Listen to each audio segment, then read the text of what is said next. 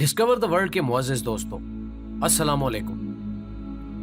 दोस्तों, इस कायनात की खूबसूरती, दिलकशी और इसके रंग ना सिर्फ इसमें मौजूद हसीन मनाजिर की वजह से हैं, बल्कि इसमें रहने वाली उन मखलूकात की वजह से भी हैं जो अल्लाह ने इंसानों की खिदमत और इस दुनिया को रौनक बख्शने के लिए पैदा कर रखी है। कायनात की रौनक ना सिर्फ इंसानों से है, बल्कि इसका एक अहम जरिया चरिंद परिंद भी हैं, जिनकी खूबसूरत आवाजें और हसीन बनावट इस माहौल को कुछ और ही रानाई बख्शती है। और ये परिंदे अपनी खुशलहान आवाजों में सुबह शाम अल्लाह अज़्ज़ व जल की तस्बीह बयान कर रहे होते हैं। और इनकी हसीन बनावट और कुलकारियों को देखकर बंदा बेख्तियार ये कहने पर मजबूर हो जाता है कि तुम अपने रब की कौन कौन सी नेमतों को जुटलाओगे। दोस्तों, वैसे तो ये तमाम परिंदे ही अल्लाह की अजीम मुसव्वरी का हसीन शाहकार हैं और अपनी अपनी खसूसियात रखते हैं, लेकिन इनमें कुछ ऐसे हैं जो अपनी दिलचस्प और हैरानकुन खसूसियात की वजह से सदियों से जेरे बहस आ रहे हैं। इन्हीं में एक नाम फूनिक्स और फायर बर्ड का भी है। ये परिंदा अपनी कुछ गैर मामूली खसूसियात की वजह से मशहूर है, जिसमें सबसे अहम बात इसका सदियों तक जिंदा रहना है। बल्कि अगर ये कहा जाए कि इसकी ना खत्म होने वाली जिंदगी है तो ज्यादा बेहतर होगा। इस परिंदे के मुतालिक जो सबसे दिलचस्प बात है वो ये है कि ये 500 से 600 साल तक जिंदा रहने के बाद खुद को जलाकर राख कर देता है और फिर इसी राख से इसकी नस्ल का नया परिंदा जन्म लेता है। इस परिंदे के मुतालिक हर तहजीब के अपने अपने नजरियात और नाम हैं। मिसाल के तौर पर चाइना में इसे रोकन या फींग होंग कहा जाता है, फारसी में समर्ग, अरब में अनका और तुर्की में तगरल कहा जाता है। इसके मुतालिक एक बात जो तमाम तहजीबों में यकसा है वो ये कि सब इसको एक मुकद्दस परिंदा मानते हैं और शरई और मजहबी लिहाज से बाज ममालिक में इसे बहुत अहमियत दी जाती है। इसका निशान अच्छे शुगन का इशारा समझा जाता है। इसकी तारीख के मुताबिक ये अरब और कुरून वस्ता के ममालिक में पाया जाता था और बाज जगहों पर यह कहा गया है कि ये अरब ममालिक में कौफ के पहाड़ों पर दरख्तों की चोटियों में बसेरा करता था और ज्यादातर सहराओं का बासी था। नाज़रीन गिरामी, इसके अलावा ये कुरून वस्ता की बहुत सी किताबों का मौज़ू सुखन भी रह चुका है, जिनके मुताबिक इस परिंदे की सबसे अहम बात इसका दोबारा जन्म था। और कुछ जगहों पर यह कहा गया था कि 500 साल पूरे होते ही इसके जिस्म से खुद ही आग के शोले निकलने लगते हैं और इसको जलाकर राख में बदल देते हैं।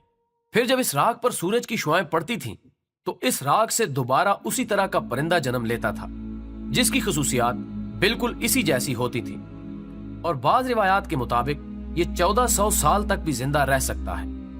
अरबी और कदीम यूनानियों के मुताबिक इस परिंदे को तमाम परिंदों का बादशाह माना जाता था, क्योंकि ये इंतहाई ताकतवर परिंदा होता और इसकी बनावट और साख्त इस किस्म की होती कि ये अपने पंजों में किसी हाथी को उठाने की भी सलाहियत रखता। इसके अलावा एक और हैरत अंगेज बात यह थी कि इस परिंदे ने कभी जमीन को नहीं छुआ और इस कदर ऊंचाई में उड़ता कि इसको कोई भी नहीं देख सकता। इसकी जाहिरी बनावट भी इंतहाई खूबसूरत होती है। ये रंगों का हसीन और खूबसूरत इम्तिजाज होता है।